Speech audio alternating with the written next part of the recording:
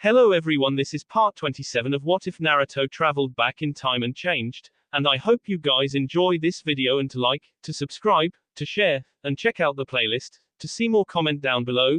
Now let's start the intro. They call me a god. They call me a god. They call me a god. Join my membership, the perks are great. It's in the description. After spending one more night rocking the boat and talking to Tsunade, Rias, Hikari, Hashi and Arasha for the rest of the night, Naruto awoke and met with the local samurai.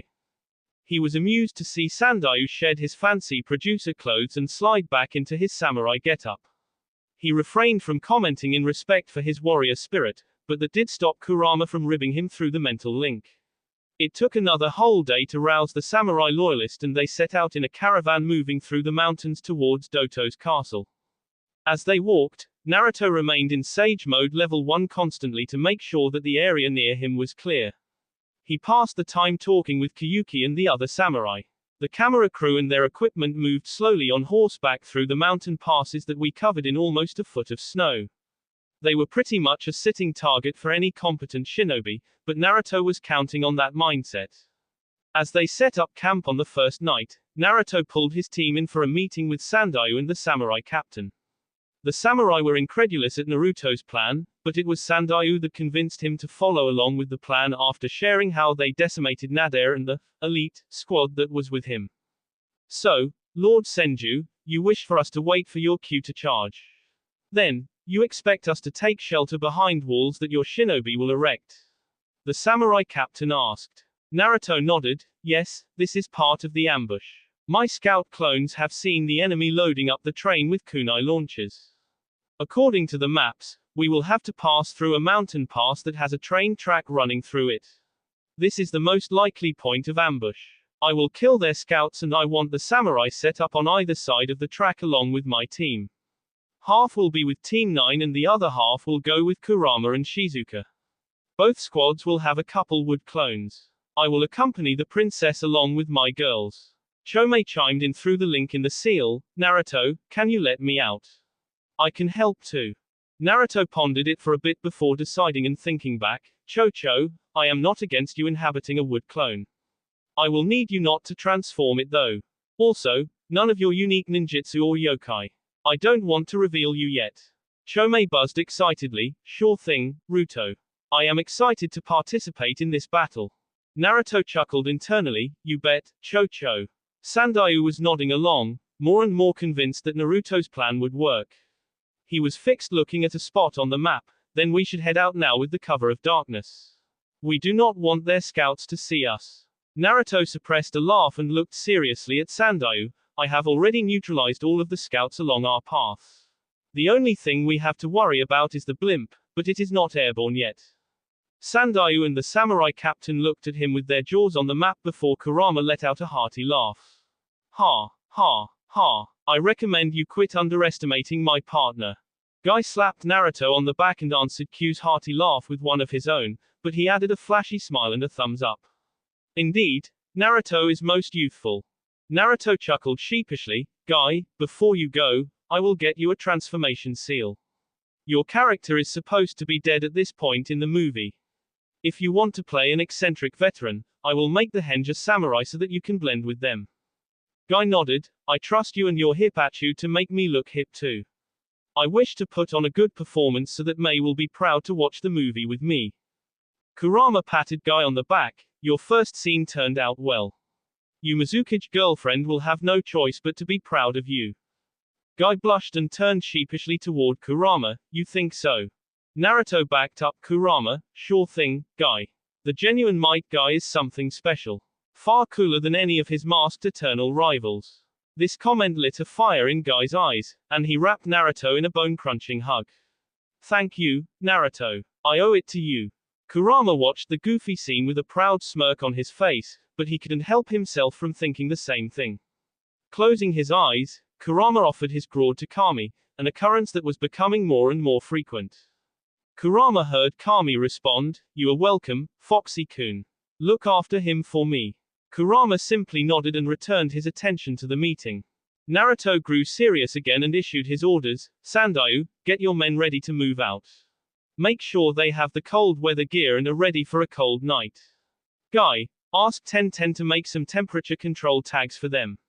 Remember, during the battle, Kyuki will be by my side, and she will be transformed. My clone will look like Kyuki, so if you see anything happen to her, don't freak out. Sandayu, Guy and the samurai captain nodded before leaving the tent. Kurama put a hand on Naruto's shoulder. I will look after them. You keep these people safe. Sure thing, Q. I will see you tomorrow. Let's see if this plays out the same as well. Naruto said. Doto's castle. While the movie crew and the Konoha group were camping out, Doto was in a state of rage within his castle as Nader reported back to him. You are telling me that a mere squad of Konoha shinobi were able to best my elite squad and killed 3 of them? Doto shouted at the one-armed Nader. Nader bowed. Yes, my lord. They were ready for us. It is the team led by Might Guy and they had a 5th member, a black-haired girl. Doto was enraged, but this wasn't a complete loss. And you are sure they had no other backup? Nader frowned. Well, there was likely someone back with the ship and princess. Knowing Konoha, that would most likely mean another squad. We should expect 8 shinobi at the most. Doto pondered over the new information before issuing orders. Get our forces ready. We will deploy from the train and blimp and hit them in Evergreen Pass near the train tracks. We will need the parachutes ready so that we can surprise them from above. Nader nodded. My lord, why not wait for them to make it to the castle? Surely, they can't penetrate our defenses. I will not give shinobi, especially Leaf Shinobi, a chance to snoop around my castle. I am not proud enough to believe that we can keep them from infiltrating the castle. No, we will hit them where they are vulnerable and immobile. We will snatch the princess during the confusion and our forces should be sufficient to eliminate the Konoha group. Doto answered confidently. And watch of the armored corps? Nader asked. We will deploy them. We have 4 squads fitted with the first version of the armor. It is not as good as ours, but it will give them the advantage. Doto answered. Now, get moving. We will move at first light. Evergreen Pass 1 p.m. next day. Naruto had just made it through the tunnel with the camera crew when he sensed the train moving in. He looked up on the hill and was able to sense the samurai waiting and he locked eyes with Guy's transformation and Team 9. He nodded slightly to them and flashed the hand signals for, train, coming, 5 minutes. Guy gave him a thumbs up and Naruto saw him informing the 100 or so samurai that were camouflaged in the snow. Naruto also communicated with Kurama, who had already sensed the incoming train due to the racket it made. Princess, it is about to go down. You will remain with me and the camera crew inside the barrier I erect. Do not panic, okay? Naruto said calmly. Kyuki was inspired by his calming presence and nodded. Thank you, Naruto. I appreciate what you are doing for my nation. Naruto aired an eyebrow at her and shot her a wry smile. Oh, thinking of it as your nation already. Kyuki answered his wry smile with one of her own. How else will I be worthy of you? Naruto suppressed his groan and he had to put in extra effort when he heard his girls giggling behind him. He coughed into his hand before answering Kyuki. Look, princess, I am honored, but I already have 3 wives. Kyuki smiled innocently at him, and you are going to be a daimyo, and last of your line at that. Surely you know the laws that are in place for such men. Her tone was sly and confident. Naruto fidgeted nervously before coughing into his hand again. No, I can't say I do. Anyway, we can deal with that another time. Now, we need to get ready. Naruto then raised his voice and addressed the camera crew and created clones that were securing the camera harnesses. Alright, everyone, the battle is coming. Cameras up and stay cool. Remember, stay within 50 feet of me and nothing will happen to you. I will erect an invisible barrier and my team will deal with the fighting. Yes, Lord Senju, was the response of many voices within the camera crew. Naruto sighed. He really hated the Lord nonsense. Alright, let's settle down here and make sure that there is enough distance between us and the railroad tracks. As the group was shuffling off the tracks and into a tree line of evergreen trees that Naruto grew, everyone heard the train horn echoing out of the tunnel. Naruto remembered how confused he was the first time he dealt with this, and he shook his head at the memories of all the samurai dying. He firmed his resolve to make sure that this wouldn't happen this time around. A yellow light illuminated the tunnel entrance and the train horn blared loudly as it exited the tunnel.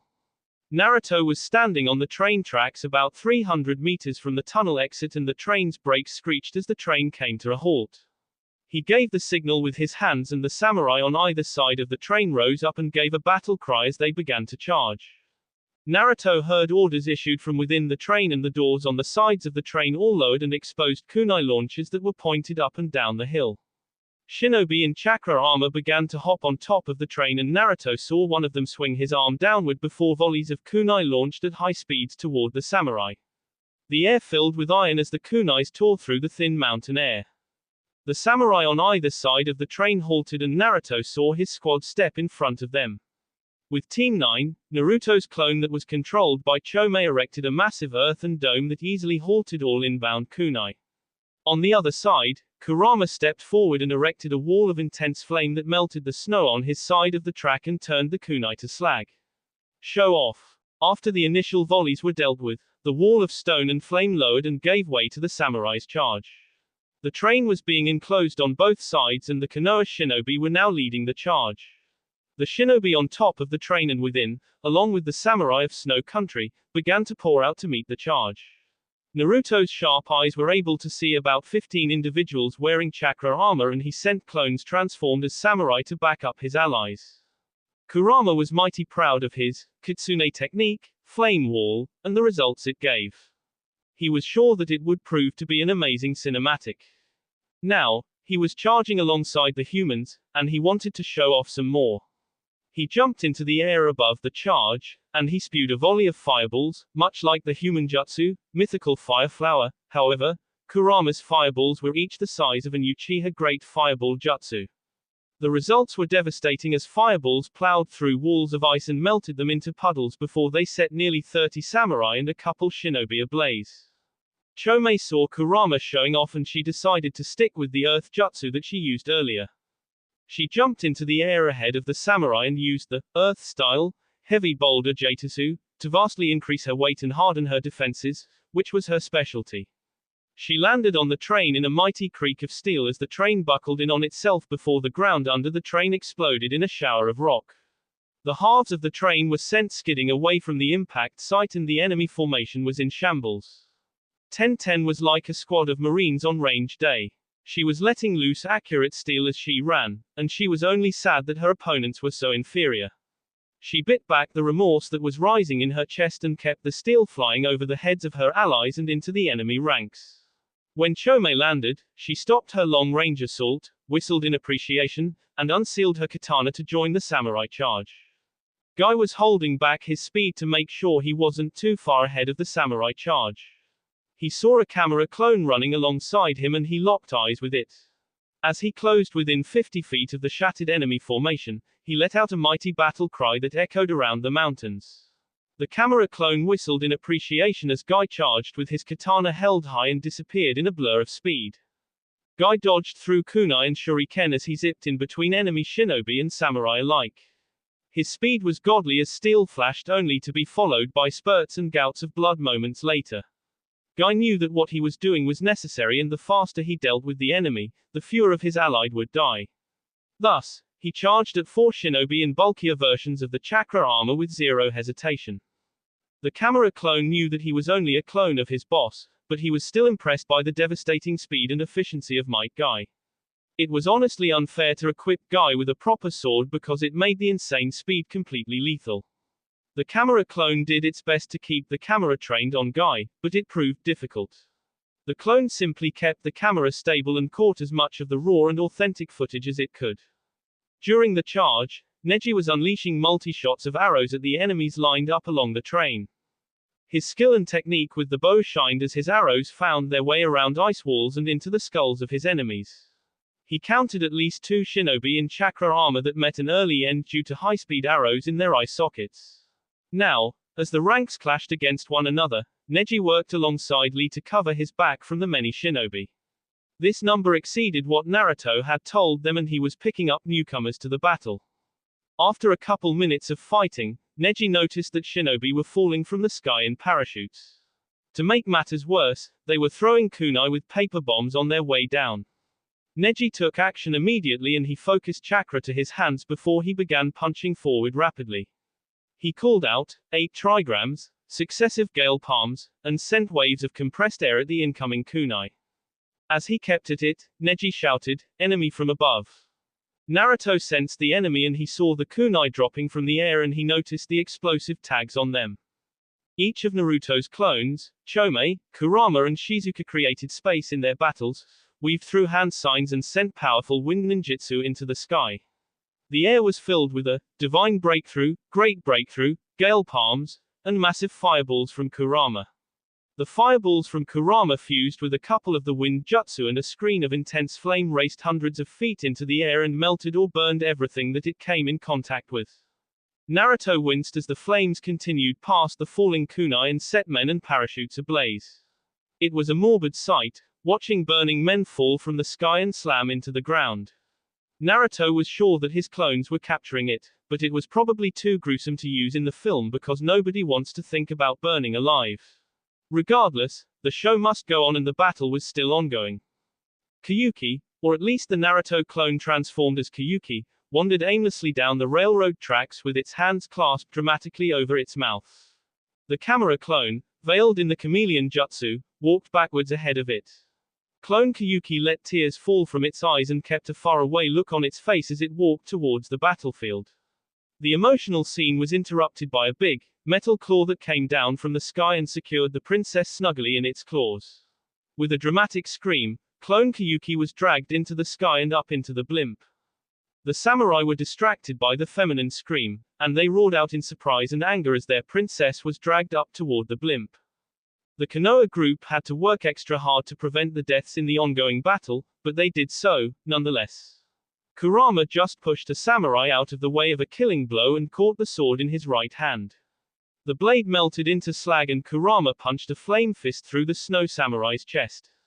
He reveled in the bloody death and failed to suppress the pleased smirk that worked its way onto his face. Guy knew that Naruto's clone would be just fine, so he kept up his frantic pace. He was honestly surprised that so many men could fit into the train, and he grew tired of taking so many lives. He had sheathed his sword and he was now committed to incapacitating the snow shinobi and samurai alike. He left crumpled bodies in his wake before he caught a kunai that was headed for an ally and threw it back to its original owner on instinct. The blade sunk hilt deep into the center of the snow shinobi's head in between his eyes. Up in the air, the retractable claw was finished reeling the princess in, or so Doto thought. He was waiting with a devilish smirk on his face along with Nader at the point where the princess would be brought aboard. He was infuriated by the massive losses that he was taking, but with the princess, he would have access to the weapon that his brother, Sosatsu Kazuhana, left behind. Be ready, Nader, once we have the amulet, we will head directly to the cache on Mount Freya. Nader said through his smirk. Yes, my lord. I hope it is worth the lives lost today. Nader said despondently. He couldn't believe the losses they were taking for his leader's obsession. Doto scowled, this will be the greatest weapon ever made. My foolish brother invested so much of Snow Country's money into it for years before I killed him. That runaway princess held the key to unleashing it and now I will have it. Before Doto could break into an evil laugh, the bay doors opened and Kyuki was wriggling within her bindings. The transformed Naruto clone put on its best performance, making a show of struggling. It really wanted to see the look on Doto's face when his moment of victory was turned into defeat. Let me go, you bastard. Kyuki screamed as she kicked her legs. Doto now let out his evil laugh, foolish little girl. I will send you to meet your father once I have that pretty little necklace he gave you. Nader moved forward and freed the princess from the claw before grabbing her by the scuff of her yukata. Don't struggle, princess. Play nice and we will treat you nice. The clone put on a confused look and glared at Doto. Why do you want my pendant? My father gave it to me, and it is the only thing I have left from him.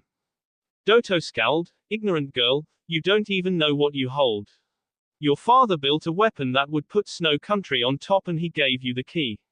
With that pendant, I will use that weapon to bring Snow Country to greatness. Doto started chuckling evilly as Nader pushed Kyuki to him. Oh, foolish uncle, traitors should just die. Kyuki was grinning devilishly before she headbutt Doto. The already massive nose of Doto was shattered by the blow and he stumbled backwards and fell into the wall of the bay. Before Doto or Nader could act, the princess made a hand sign and started glowing blue. As one of my old enemies used to say, art is an explosion. The visage of Kiyuki glowed a brilliant blue before an explosion rocked the blimp that was hovering over the battlefield. Doto and Nader were nearly blown out of the blimp that was now billowing smoke as it wavered shakily in the sky. There were holes blown into the walls of the bay and the blimp's skeleton was showing on multiple spots. On the ground, the battle was pretty much over, and all eyes turned to the skies at the sight of the explosion. Some of the samurai fell to their knees in despair at the supposed death of the princess. At least, that was the case until the princess walked alongside Naruto and in front of the camera crew towards the gory remains of the battle. Kiyuki winced in guilt and discomfort at the sight of dead men that were forced into a battle for no reason. She distracted herself by looking into the sky and watching the blimp limp away, back towards the castle. It left a smoke trail in the sky, and it looked like a bumpy ride as it made its way through the air. She pulled her eyes back down and looked at the bloody samurai and shinobi that were formed up in front of her. Behind her, Ino, Temari and Samui took up the positions as her guards and attendants. She took a deep breath and remembered her lines and role as an actor. Kiyuki firmed her gaze and addressed the men that risked their lives for her. Men, today we have won a great victory. She thrust her fist into the air and earned a victory shout from her men. Yes, they were her men now. I thank you for risking your lives for a valiant and just cause. You have fought alongside my hero's party and there is only one thing left to do. We will march. We will take the fight to the coward that has retreated to his castle to lick his wounds. We will win. And we will free the people from his unjust reign. The samurai had all gathered around and they were raising their swords and shouting at the top of their lungs. Their victory cry made for an inspiring scene and Kurama stepped forward from the samurai formation and took a knee in front of Naruto and Kiyuki. My lord and lady, we have brought victory to you this day. It is my honor to serve you and we will free the people of Snow Mountain and bring peace to these lands under your just rule. Kurama bowed his head in an honorable and dignified way. Naruto stepped forward and put a hand on his shoulder. Rise, Ambrose, my fire mage. Your contributions on this day will not go unrewarded. Naruto then looked out over the samurai and spoke in a bold tone. Men, let us tend to the wounded, secure our prisoners and prepare for the battle to come. The coward has retreated to his castle and the time for Our Lady's reign draws near. Another roar from the samurai, accompanied by a rattle of swords, answered Naruto's call. The fall of Doto. Holy shit, Ruto, I didn't think we could pull that off, but it turned out to be totally epic. 10-10 shouted excitedly in the main tent as the group reviewed footage of the battle. Indeed, while many lives were lost in making this, it was a most youthful battle. Plus, we get to fight for the fiery flames of youth in honor of Princess Kiyuki. Lee said animatedly. Neji sighed. Lee, too many lives were lost for that statement. Those men were following the orders of their leader. It is tragic that they died for such a frivolous cause. Lee's attitude sobered and Naruto put a reassuring hand on his shoulder. You did nothing wrong, Lee. You are right, we are fighting for a just cause. That being said, Neji is also right and it is regrettable that so many had to die today. Says the man that turned a real battle into a movie, Ino taunted. Naruto sighed. Yeah, well, it seemed like a good idea at the time. I didn't expect him to send so many though. Temari embraced Naruto from behind and rested her chin on his shoulder. It will be all right, Ruto. It is a sad truth that those men chose their side.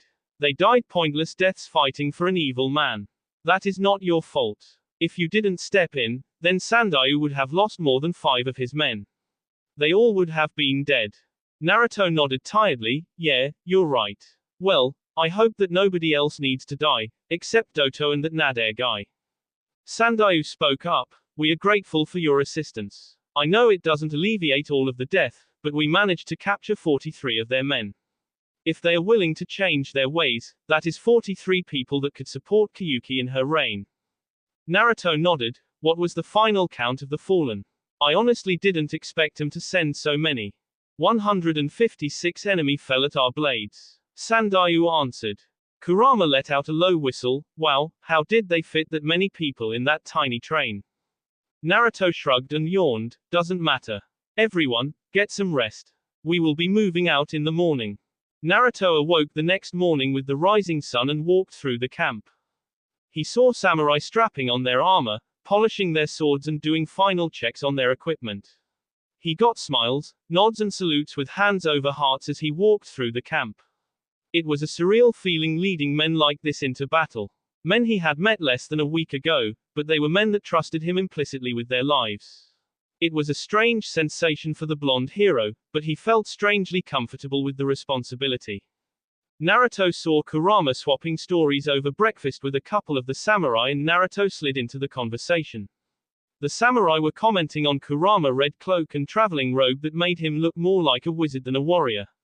Kurama was laughing and informed the men that it was his role in Naruto's movie.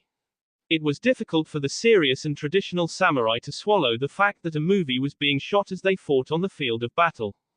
Well, my good men, if my partner and I were to get serious, then you would have no opportunity to fight for your own freedom. Tell me, my good fellows, would your sense of honor allow such a thing? Kurama had ceased his laughter and asked the serious question. The men's heads fell, and they all looked into the fire before one of them got serious and answered Kurama's question. Lord Kurama, I understand where you are coming from. I am grateful for the opportunity to right the wrongs done by Doto. I served Lord Sosatsu Kazuhana in my youth and it was always one of my greatest regrets that we failed in our duty. Kurama nodding understandingly and the man's eyes gained a fire that emitted from the depth of his soul.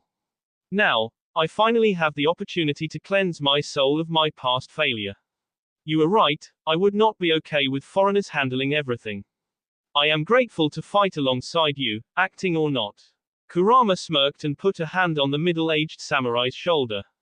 Take heart, my friend. By the end of the day, your ledger will be clear, and you will be serving the proper ruler of Snow Country. Don't you mean Snow Mountain? One of the samurai joked and earned a round of chuckles from those gathered around the fire. Hey, I wrote the book, and I took inspiration from Snow Country. I thought the name fit. Naruto entered the conversation with a pout.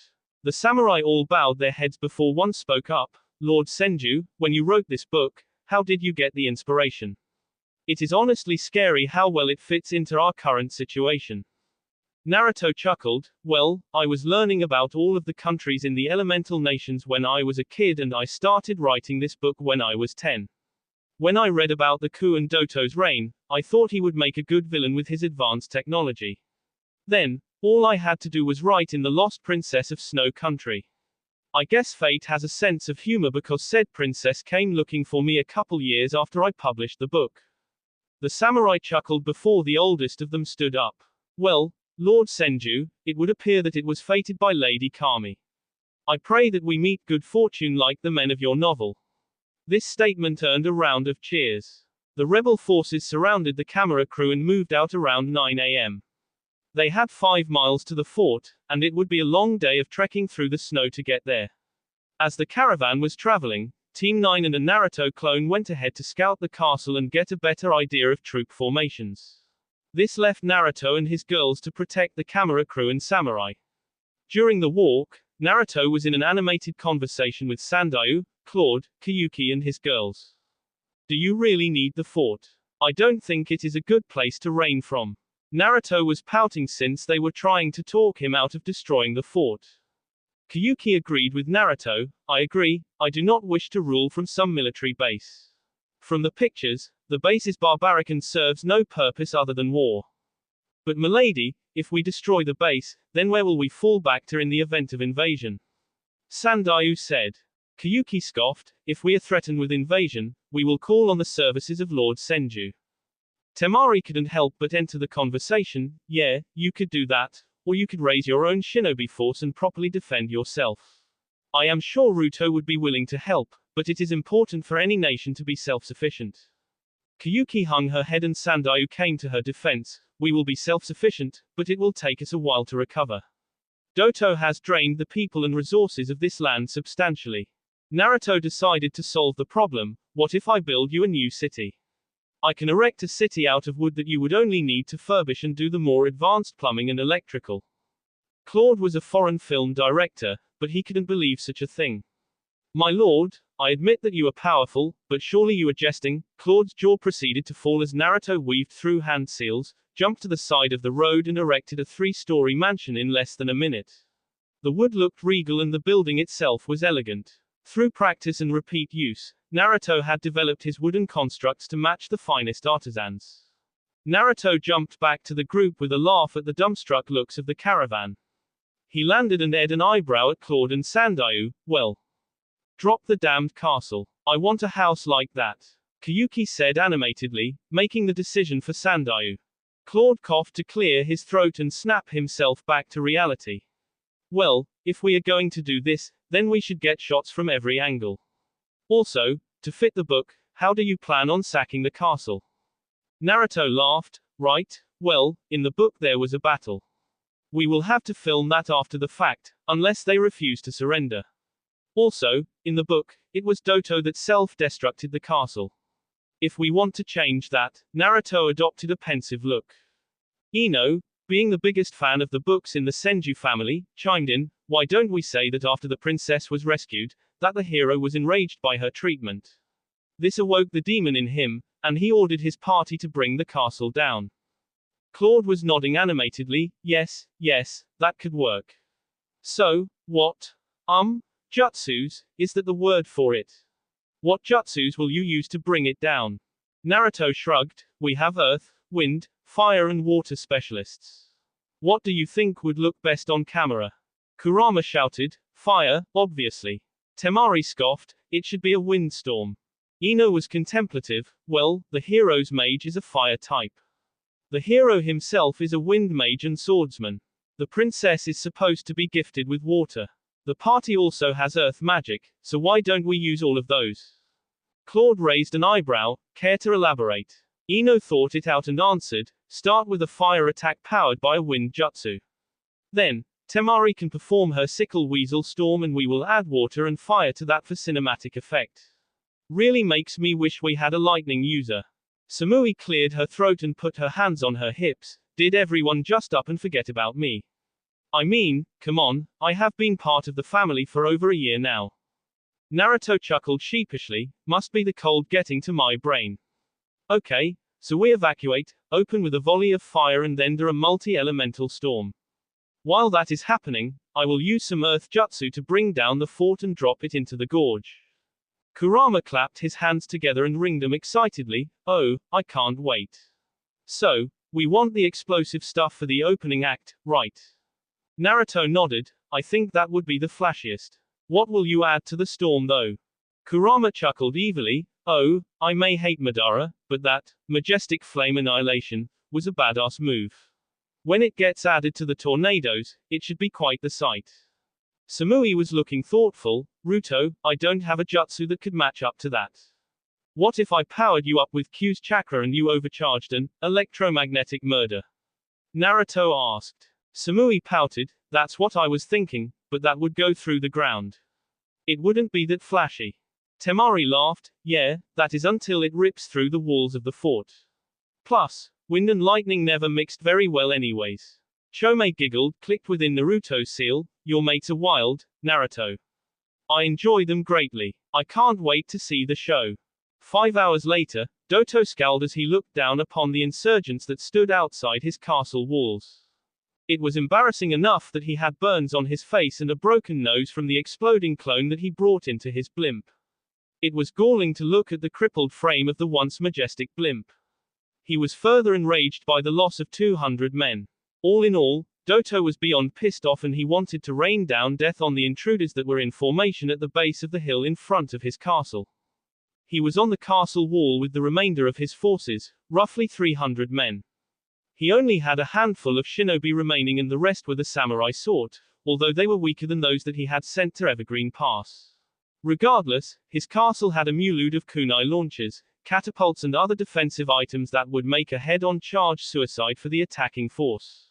Plus, there was only one narrow pathway up to the castle. Doto scowled as he listened to the projected voice of the Konoha shinobi. Doto, your foul reign ends today. Your unjust regime will no longer be tolerated. I represent Princess Kiyuki Kazuhana, daughter of Sosatsu Kazuhana, the brother you murdered to usurp the throne. Surrender now and your men's lives will be spared. Doto couldn't help himself, he barked out an evil laugh that echoed around the mountains. The sun was beginning its descent behind the mountain peaks and filled the valley in a reddish-orange light. Intruders, you are not welcome in Snow Country. Hand over the princess and leave these lands or your lives are forfeit. Naruto sighed and looked toward Kurama. Hey, Q, I sense that the top of the tower has been evacuated. Think your fireball could reach there if I gave it some wind? Kurama chuckled. It would be my pleasure, Ruto. Doto saw two individuals step forward and they rose above the formation on an earthen pillar. The pillar of earth rose higher than the mountain outpost and then Doto's eyes widened as a chakra surge preceded a fireball that was empowered by a wind jutsu. The massive and potent fireball glowed white-hot as it sailed over Doto's head. Doto was frozen in panic despite the heat licking at his neck and melting the snow and ice that covered the lower portion of the castle. Doto ignored the shouts of panic as the fireball impacted with the top of his castle and he brought his hands in front of his face as the fireball exploded in a fearsome display of fire and power. After Doto lowered his arms and recovered from the blast, his jaw hung open as the top third of his castle was obliterated and the walls below were melted. He watched as chunks of heated stone and flickers of fire descended from the peak of the castle. He was broken from his state of stunned disbelief at the sound of the front gate being lowered. He roared in anger and frustration as some of his men were walking down the hill with their hands held up over their heads. Doto jumped into action and began weaving hand seals. Traitors would die, that is the only punishment fit for them.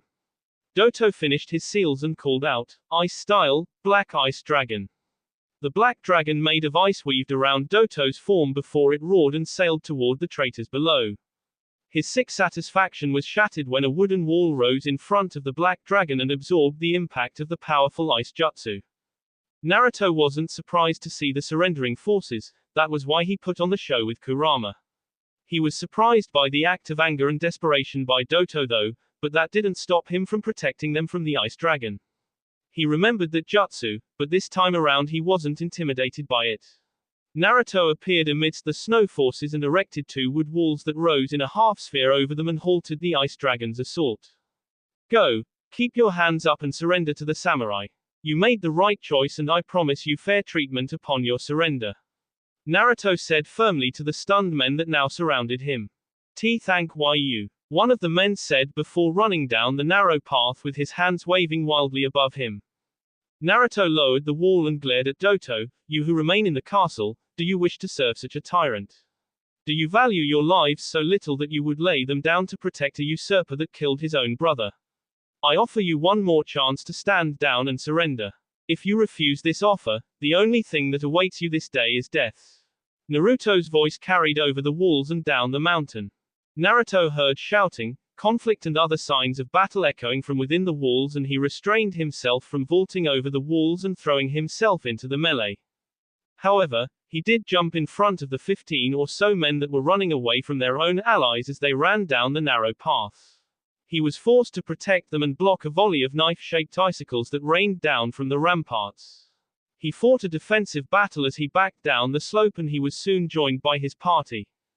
Give them hell, guys. Naruto growled out. He was frustrated with the stupidity of Doto and his men and he was ready to break them now. Temari unsealed her big battle fan and opened it to 5 sickles before beginning her dance. As she was spinning, Ino and Kurama flipped through hand signs for their fire techniques. Simultaneously, Samui joined them and was amassing chakra for her electromagnetic murder technique. Temari completed her dance that she used as a substitute for hand signs, and she leveled her glowing fan perpendicular to the ground before she unleashed a massive tornado upon the fortress. The tornado started parallel to the ground as it raced out of her fan, and it turned vertically into the air before forming a tornado nearly 300 feet tall and 150 feet wide. Kurama and Ino let out their fire techniques that merged with the tornado. Naruto added water jutsu, water style, raging storm, to the mix and the results were terrifying. The fire boiled the water turned to steam and joined the fray. The winds whipped blades and globs of water at high speed around in a frenzy. The maelstrom that ensued crashed into the walls of the fortress and decimated ice walls that were erected by the remaining shinobi. As the tornado crashed into the walls, Lightning ran up the narrow path and exploded as it impacted the gate. The gate shattered into splinters under its influence and fire found a new entrance into the fort's courtyard. The storm held its shape as Temari kept chakra pouring into the technique and the violent maelstrom was nearly self-sustaining as the jutsu tore the walls asunder. After contributing the water jutsu, Naruto disappeared from the path of approach and flashed into GSM. He gathered an abundant amount of chakra and infused the ground around the fort and into the walls of the gorge.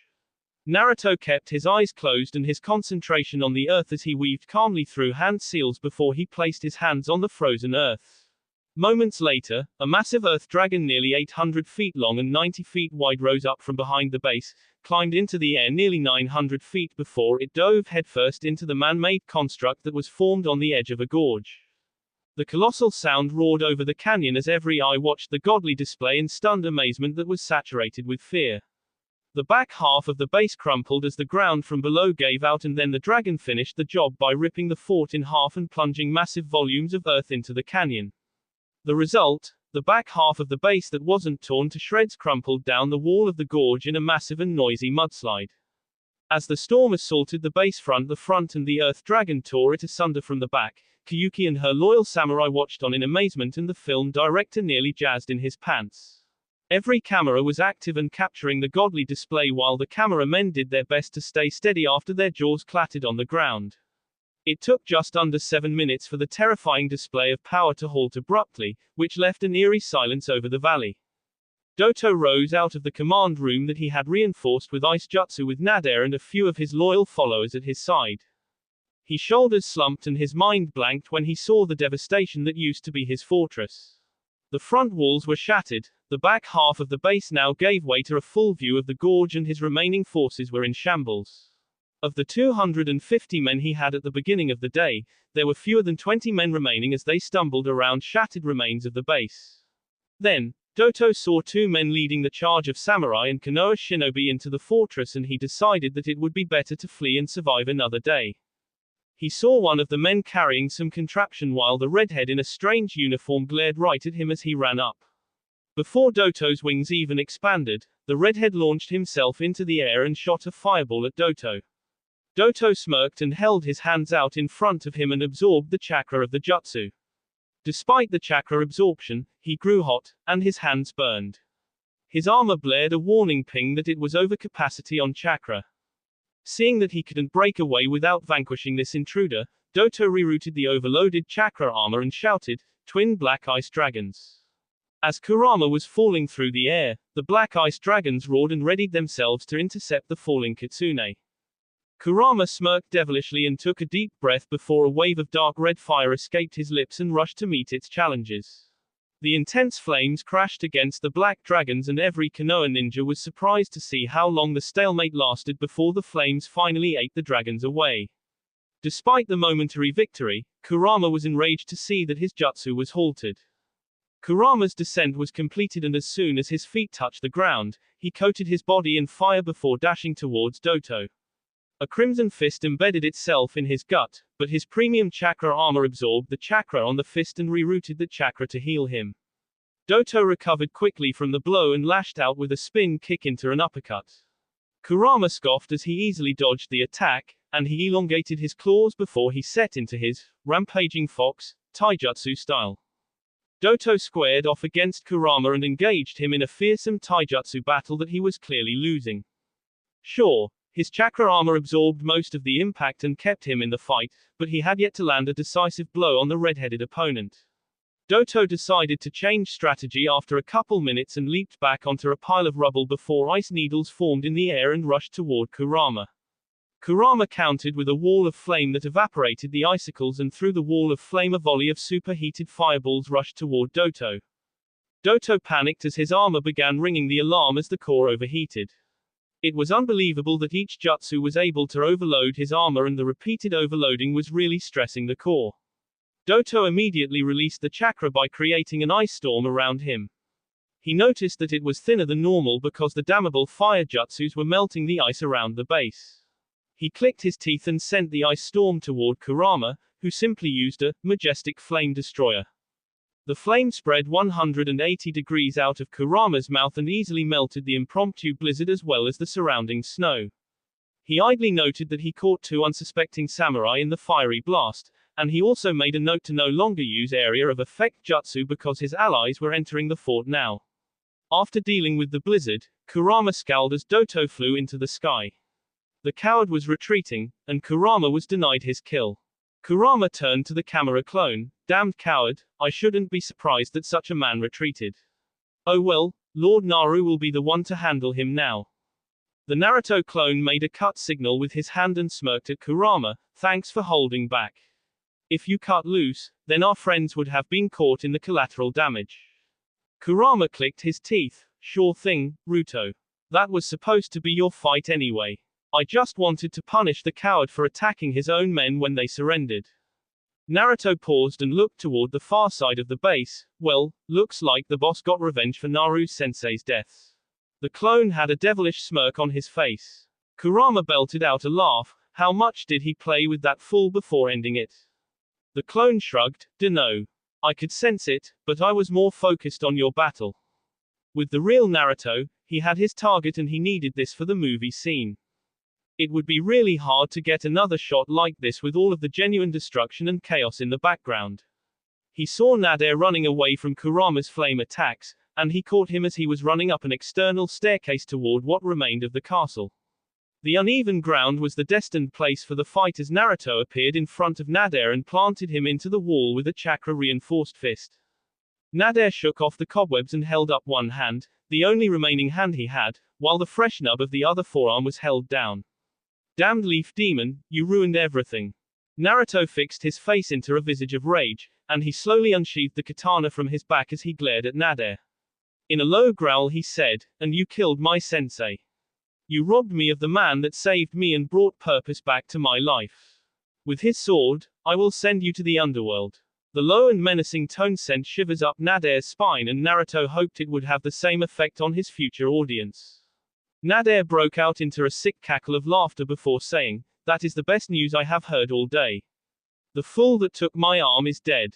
Gah hey hey hey hey. Naruto snarled and lunged forward, restricting his speed so that the cameras could capture his movements. Nader blocked the first strike, howled at pain at the second strike that lanced across his abdomen and gurgled as the third strike severed his neck and caused blood to pour out of his throat and mouth. Naruto put the long katana into the ground and bowed his head. Rest his peace, sensei. Uncut. Damn, boss. That was hardcore. It gave me the shivers. Naruto's camera clone said. Naruto immediately snapped out of it and shot a smile at his clone. Did it? Good. That was what I was going for. This will fit right into the movie as well. Kurama appeared by Naruto's side. Hey, Kit, the flying prick got away. Naruto shrugged. This isn't a big country. I can find him easy enough and I already have an idea of where he will go. Kurama chuckled and shook his head. Yeah, not your first rodeo, eh? Naruto laughed briefly at that. Haha, yeah, I have my advantages. Did you have a fun fight? Kurama growled. That damned armor absorbed my attacks. It is a truly marvelous invention, but I could tell I was burning him through the armor, so I will call it even. Looks like thing are wrapping up down there. Was there another scene needed? Naruto sighed. Yeah, we gotta do the victory scene, which means another speech. Shit.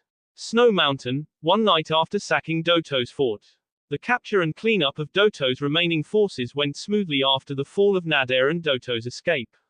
Princess Kyuki helped Naruto with the victory address and then the cleanup began. It was an extremely one-sided affair, and the good guys didn't lose a single man during the assault. The medics were busy tending to wounded throughout the night, but they did so from the comfort of a warm wooden lodge that Naruto constructed for them. The following day, Sandayu performed cleanup and search operations and salvaged what they could from the castle. Naruto and the Konoha contingent focused on building a temporary base and stabilizing the situation. By afternoon, Naruto was ready to search for the traitor and get the culminating scene of the movie out of the way. He hoped Doto wouldn't ruin it by spouting off at the mouth, but even if he did, a quick clone transformation could give him the scene he wanted. After a brief round of meditation, Naruto homed in on a particularly intense bundle of hate, anger and frustration. It stuck out like a beacon, and he informed the group that Doto was waiting for them on Snow Mountain. He probably thinks that the princess will go there to claim what her father left her. Sandayu shared his thoughts with the group. Temari scoffed, "What a fool. As if he could surprise us and take it for himself. The foolish man is one who indulges in pride and revels in the pain and oppression of the less fortunate." Kiyuki whispered under her breath. "Such a man is blind to the world around him and is unable to see the truth." Naruto edged his head at the princess, good quote, who came up with it. Kiyuki turned her eyes to the ground and fought back tears. "My father." Naruto put a comforting hand on her shoulder. "Well, your father was a wise man. Regardless, if he thinks he can ambush us, then he is sorely mistaken. What do you say to confronting him, wrapping this whole mess up and getting the inheritance your father left behind for you?" Kiyuki's eyes sparkled with unshed tears as she looked into the deep azure depths of Naruto. She nodded with a small smile on her face. "Let's do it." The journey to Snow Mountain went quickly since it was just the Konoha group and Naruto carried Kiyuki. He knew that she needed to be there to get closure, and he also needed this scene in the movie. It was such a monumental event of his previous life, and he wrote it as the capstone of his first book. Setting aside his qualms of using such a personal event for the sake of a movie, Naruto blurred across the snowy terrain and was able to reach the base of Snow Mountain at 5 p.m. By the time they cleared the peak into the flat top of the mountain, it was 6 p.m. and the sun was beginning his descent into the shadows of the night. The group slowly approached 3 black monoliths with engravings that rose out of the mountain nearly 100 feet apiece. In between the 3 monoliths, there appeared to be a console of sorts, and the group approached the console. They had all been warned that Doto was waiting behind one of the monoliths, but Naruto wanted to spring this trap and get his scene. As they were 50 feet away, the ice gave out under the Konoha group, but the layer of ice was immediately replaced by a wooden platform that caught the group. After thwarting Doto's first trap, the man appeared from around the base of the left monolith. He glared at the group and held out his hand, as if expecting something. "Give me the amulet and I will allow you and the princess to escape with your lives. This is the final offer of mercy I will give you," Doto said in false bravado. The whole Konoha group laughed, but Naruto stepped forward. "Doto, you're a delusional and vile cretin of a man. You believe you could best my party." Naruto raised an incredulous eyebrow into his hairline.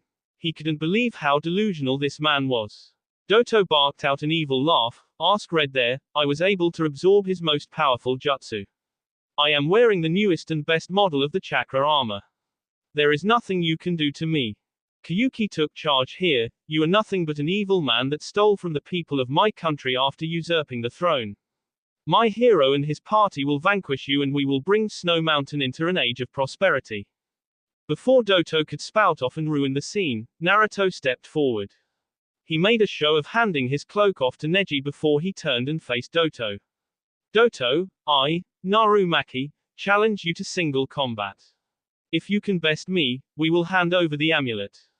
Doto scoffed at that. "And if you best me?" Naruto chuckled in a gallant way. "Then you will be dead, and Snow Mountain will be cleansed of your taint." Doto growled at the insult, but he puffed his chest out and shouted, "Very well, I accept your challenge." Naruto turned and locked eyes with Kiyuki briefly. The way her eyes sparkled in the sunset was something special and unique. He leaned down and placed a passionate kiss on her lips. He felt the twinge of jealousy from his girls, and he suppressed the bite of remorse from showing on his face. After breaking the lip lock, he brushed a caring thumb across her cheek and turned to face Doto.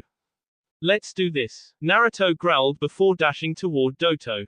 Doto launched the first attack by blowing a giant and sharp icicle out of his mouth. Naruto countered this by dodging to the side and severing it down the middle by a swing of his wind-coated katana. He maintained his speed and closed the remaining distance to Doto. He was mildly surprised when the dual ice sword stopped his katana, but Naruto didn't hesitate. He launched into his whirling tides kenjutsu style and showed off for the cameras. It was a beautiful dance and a mesmerizing display of kenjutsu that chipped away at the ice blades and dented the chakra armor. Every time the katana clashed against the chakra armor, the chakra absorbed the chakra coating, but Naruto immediately replenished the wind chakra. Doto was being pressed as quickly realized that he would not win a kenjutsu battle. He ducked under a horizontal slash and dashed away from Naruto to create space. Doto used the break to weave through hand signs and the snow on the mountain peak rose into the air. Doto called out, "Ice style, violent blizzard," and turned the mountain peak into a fearsome winter storm that had ice shards flying around like millions of blades. Naruto answered this by sinking into the ground. He had already sensed that the others were protected by a barrier, so he didn't have to worry about them any longer. After a minute, Naruto rose from the ground and cast a wind style, divine breakthrough, at Doto. The wind blew away the impromptu winter storm and slammed into Doto's position in a roar of ice, wind and stone. As the dust cleared, Doto was standing with his arms crossed protectively in front of his face and his armor appeared to be glowing. Doto finished his hands signed and called out, "Ice style, twin black dragons." Two dragons made of black ice formed around Doto and roared as they charged towards Naruto. Naruto answered with two earth dragons of his own, knowing that the earth dragons would likely lose. Sure enough, after a brief and violent clash mid-air, the ice dragons won out and slammed into Naruto, who skidded back towards his group and lay flat on his back. Kyuki screamed out with her hands clutched over her mouth and tears trickling down her eyes. "Naru, my love." The desperation in her voice rang true to all those on the mountain. Naruto staggered to his feet and wiped the blood from his forehead. "Don't worry, my love. I will not lose to such a man. It is time I call on the power of your lands." Naruto rose to his feet, laughing internally at the fact that he had to take a hit from such a jutsu.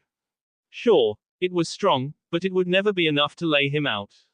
He closed his eyes and called on the natural energy of the earth. He simultaneously pulled on Kurama's chakra and flashed into KSM. It was an on-the-fly decision, but he figured it would look cool in the movie. The camera caught the serious look on Naruto's face as his golden form appeared like a beacon in the setting sun. Naruto easily dealt with the next ice dragon that Doto sent his way by countering with a much larger earth dragon. This time, he focused on maintaining the chakra in the technique and the senjutsu-empowered earth dragon decimated the ice dragon mid-air. He let the technique crash into Doto's position and he disappeared in a golden blur. Doto landed from his dodge and looked around for his opponent. By the time he located Naruto above him, it was far too late to dodge or counter. Doto raised his arms defensively in front of his chest and he braced himself against the mighty jutsu. Naruto roared out, "Rasengan," as he thrust the bright orange Rasengan at Doto. The swirling ball of hyper-dense chakra tore through Doto's arms like a kid through wrapping paper. The jutsu continued undeterred by the draining effects of the chakra armor and it ripped through Doto's chest. Naruto let the Rasengan destabilize and hopped back a safe distance. The orange and golden explosion of chakra light illuminated the mountain peak in the fading light. The jutsu left a 40-foot crater in the base of the peak near the monoliths and Naruto made a show of huffing and puffing. He let the chakra cloak fade because he needed to at least act like it was an intense battle.